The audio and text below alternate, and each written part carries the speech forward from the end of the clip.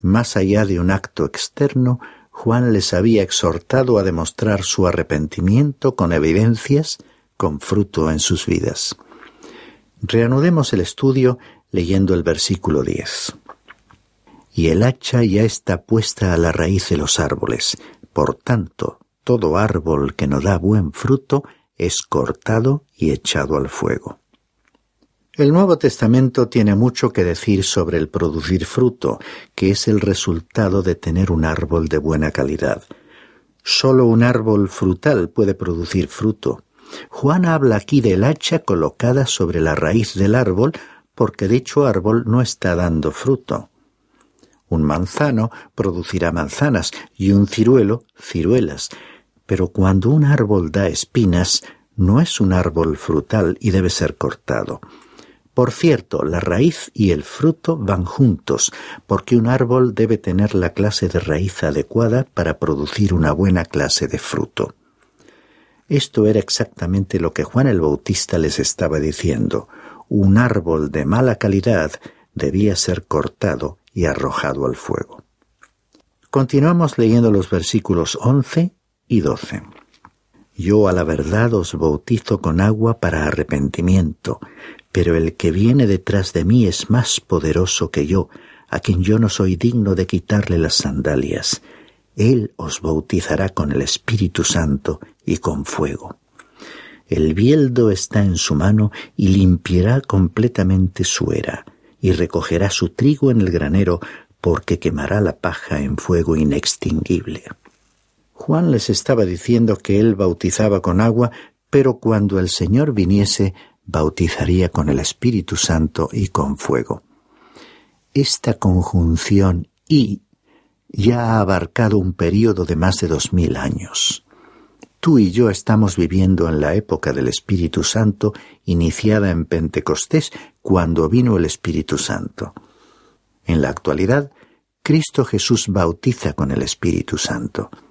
El Espíritu Santo viene no a algunos, sino a cada creyente en el momento de creer, identificando y uniendo a cada creyente con el cuerpo espiritual de Cristo, con la Iglesia. Él bautizará con fuego cuando venga por segunda vez, y el fuego significa juicio. Precisamente en el versículo 12, Juan terminó su declaración hablando de la segunda venida de Cristo. Es necesario hacer esta distinción, ya que esta es una de las grandes verdades de la palabra de Dios. El relato ahora nos cuenta lo que sucedió el día en que Jesús fue bautizado por Juan. Leamos los versículos 13 al 15. Entonces Jesús llegó de Galilea al Jordán, a donde estaba Juan para ser bautizado por él. Pero Juan trató de impedírselo, diciendo: «Yo necesito ser bautizado por ti, ¿y tú vienes a mí?» Y respondiendo Jesús le dijo: «Permítelo ahora, porque es conveniente que cumplamos así toda justicia». Entonces Juan se lo permitió. ¿Por qué fue bautizado Jesús? Podríamos mencionar varias respuestas, pero la razón principal está explicada aquí cuando Jesús dijo: «Es conveniente que cumplamos así toda justicia». Jesús se estaba identificando completamente con una humanidad afectada por el pecado. Isaías había profetizado, según el libro del profeta, en el capítulo 53 y versículo 12, que Jesús sería contado con los rebeldes, con los transgresores. Vemos pues a un rey que se identifica con sus súbditos. De hecho, el bautismo tiene la connotación de identificación. Y yo creo que esa identificación fue el motivo fundamental del bautismo del Señor Jesús. Además, el Señor Jesús no fue bautizado para establecer un ejemplo ante nosotros, ni con el objeto de fijar un modelo que pudiéramos seguir. Cristo era santo y no necesitaba arrepentirse.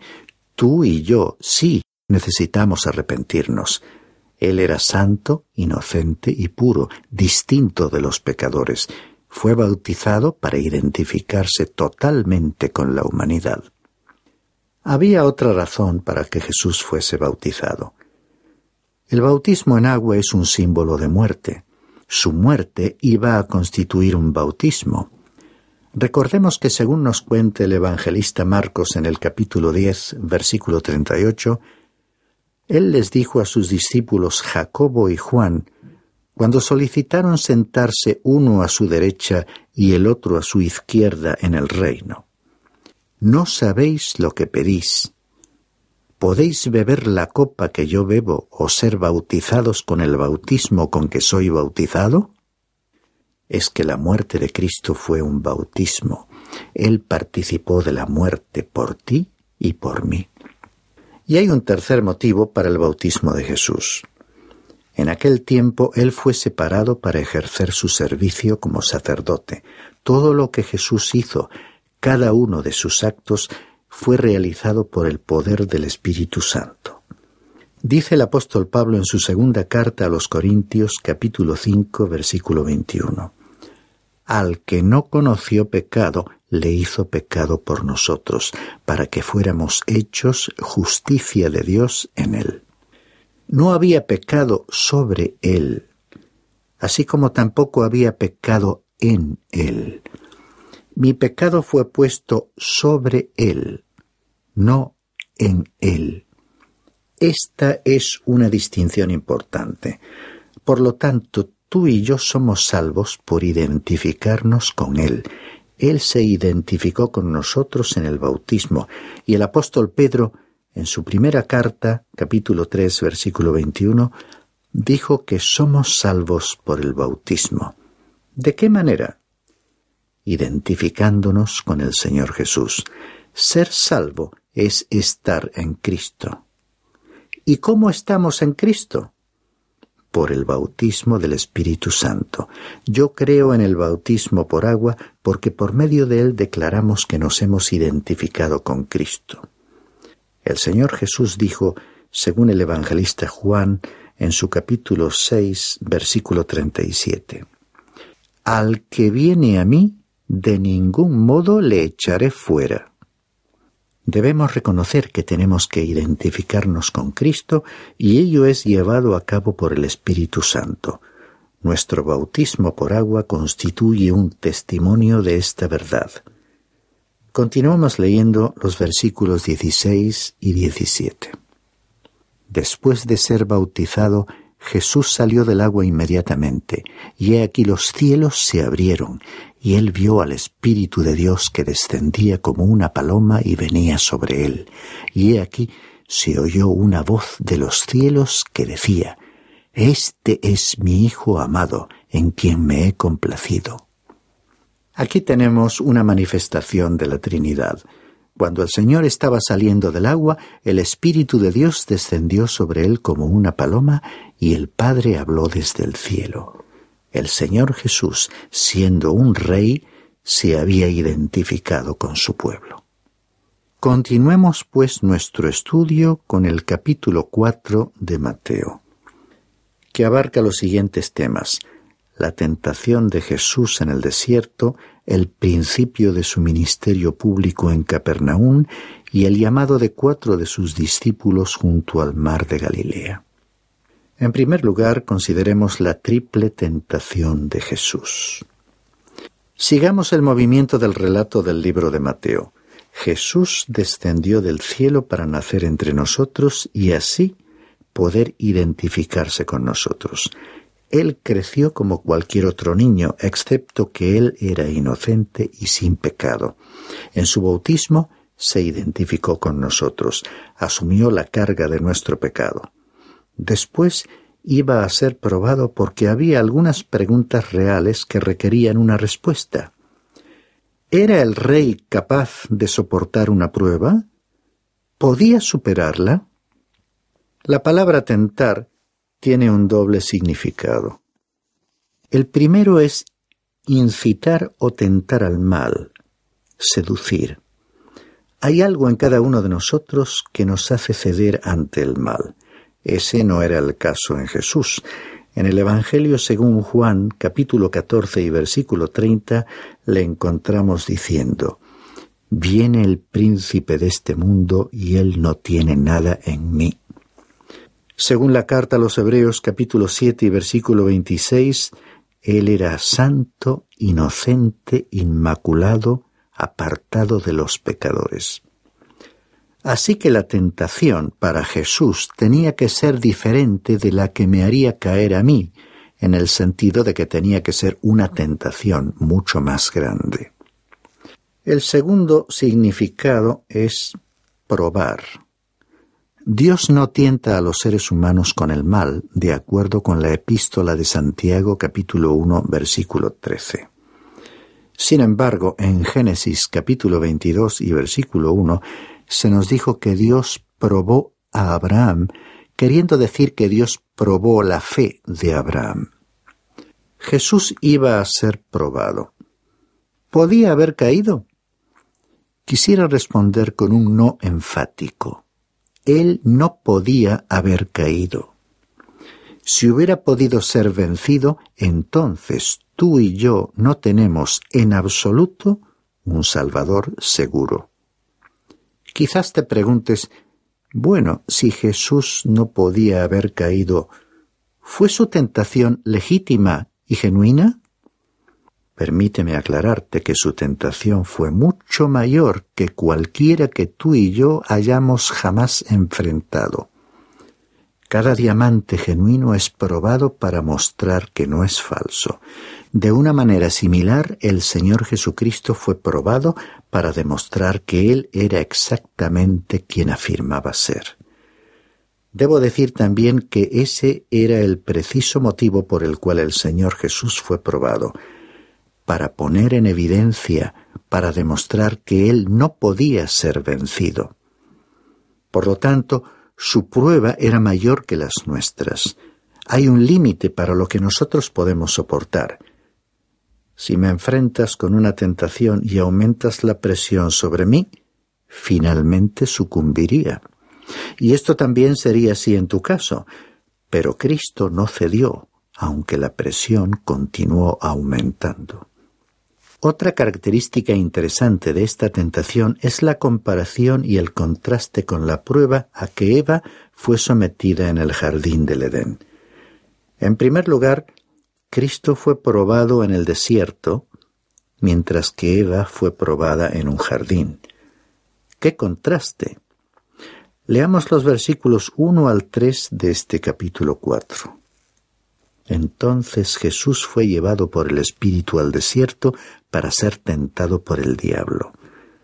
Y después de haber ayunado 40 días y 40 noches, entonces tuvo hambre. Y acercándose el tentador le dijo, «Si eres hijo de Dios, di que estas piedras se conviertan en pan». Esta fue la misma clase de tentación que le vino a Eva. La primera fue física. En Génesis capítulo 3, versículo 6, dice que ella vio que el árbol era bueno para comer.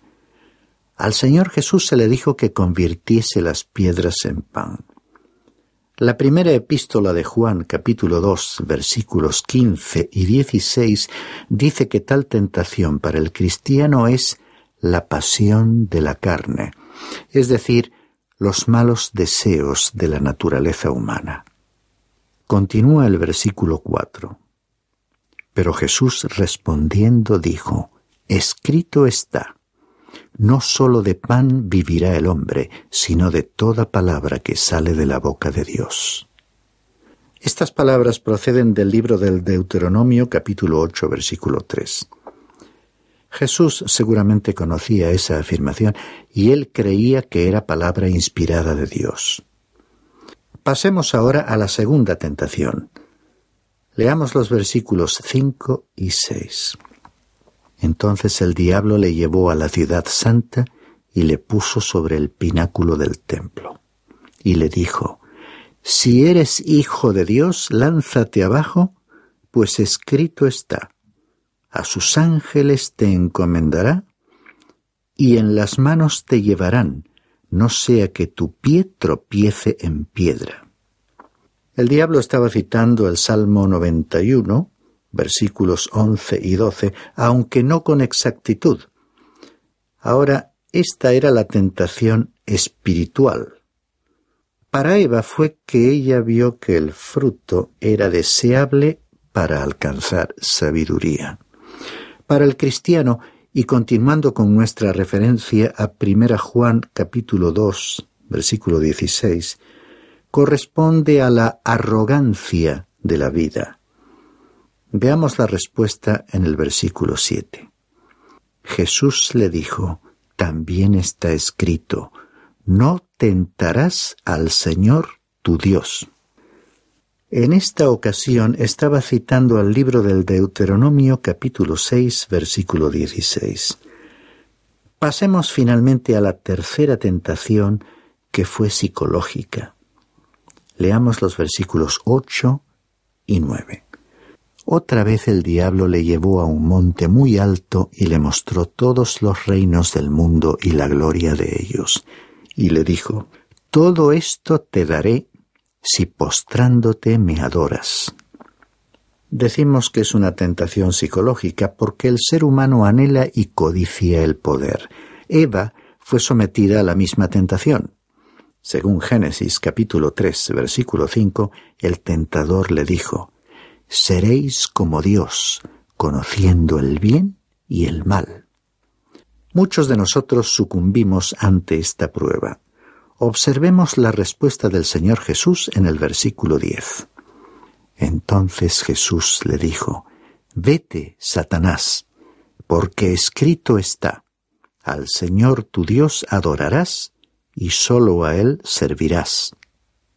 Él estaba citando a Deuteronomio capítulo 6, versículo 13 y capítulo 10, versículo 20. En cada uno de los casos que hemos examinado, Jesús respondió con las Sagradas Escrituras. Ciertamente esa actitud es un mensaje dirigido a todos nosotros. ¿Por qué es que muchos tienen problemas al vivir la vida cristiana?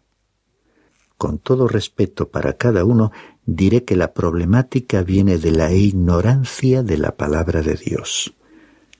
Hemos tomado nota de que nuestro Señor siempre respondió al acoso citando la palabra de Dios. Yo creo que esa palabra tiene una respuesta para tu problema concreto. Por ese motivo, debiéramos conocer este libro mejor de lo que lo hacemos. Por cierto, el diablo debió pensar que las respuestas eran adecuadas porque en el versículo 11 leemos: el diablo entonces le dejó, y he aquí ángeles vinieron y le servían. En el mismo relato, el Evangelio según Lucas capítulo 4 y versículo 13 nos dice que el diablo le dejó hasta un momento oportuno. Creo que debió regresar al día siguiente y continuó probando a Jesús durante toda su vida. De manera especial, veremos la tentación del diablo poco antes de la muerte de Cristo en la cruz, en el jardín de Getsemaní, donde él soportó un sufrimiento indescriptible. Hagamos ahora una breve recapitulación de este episodio en la vida de nuestro Señor. En primer lugar, hemos visto a Jesús nacer como un rey. Fue presentado como un rey, bautizado como un rey y, en último lugar, hemos comprobado que fue probado como un rey. Por todo este Evangelio según Mateo, Él es presentado como un rey. Esta prueba reveló varias cosas. Una de ellas es que el diablo es una persona. En este encuentro con Jesús, Él es tratado como una persona. Esta debiera ser una respuesta a cualquier creyente en la Biblia que tenga preguntas o dudas sobre Él, porque hay algunos que insisten en que el diablo es solamente una influencia. Además, observemos la insinuación sutil del diablo. Lo primero que le dijo a Jesús fue: si eres hijo de Dios, di que estas piedras se conviertan en pan. En otras palabras, demuéstralo de un modo que no sea hecho a la manera de Dios. No hubo ningún intento para que Jesús cometiese, por ejemplo, un crimen. Para él, ello no habría sido una tentación real porque la inclinación natural de Jesús era hacer el bien. Ya que el pan era el sostén de la vida, convertir piedras en pan hubiera sido una buena lección. y más adelante en su ministerio alimentó a las multitudes con pan. Pero el mal inherente de la tentación de Satanás consistía en conseguir que Jesús se apartase de la voluntad de Dios para su vida. También hemos visto que durante las tentaciones el Señor Jesús respondió al diablo desde la palabra de Dios. En otras palabras, utilizó lo que la carta a los Efesios capítulo 6, versículo 17 llama la espada del Espíritu, para hacer frente al enemigo de Dios y del ser humano. En cada caso su respuesta fue la frase «escrito está». Si estuviésemos más dispuestos a utilizar la espada del Espíritu, muchas situaciones cambiarían. Es nuestra arma en los tiempos en que vivimos y es además muy efectiva. En su segunda tentación, el diablo pretendía que Jesús se convirtiese en un líder religioso al realizar un milagro espectacular, en vez de que presentase sus credenciales del modo que Dios había dispuesto. El método del diablo evitaría así la cruz de Cristo. En ese sentido resulta significativo que muchos sectores llamados cristianos dejan la cruz de Cristo totalmente fuera de sus esquemas. Habrás observado que en la última tentación el diablo citó también las Escrituras, concretamente el Salmo 91, versículos 11 y 12, que dicen lo siguiente: «Pues Él dará órdenes a sus ángeles acerca de ti, en sus manos te llevarán para que tu pie no tropiece en piedra». El diablo citó incorrectamente las Escrituras para sus propósitos. En este caso dejó fuera una frase muy importante del pasaje que citó, del Salmo 91. Omitió lo siguiente: «para que te guarden en todos tus caminos», que es la parte importante del versículo. Satanás estaba intentando conseguir que el Señor Jesús no hiciese caso de los caminos y propósitos de Dios.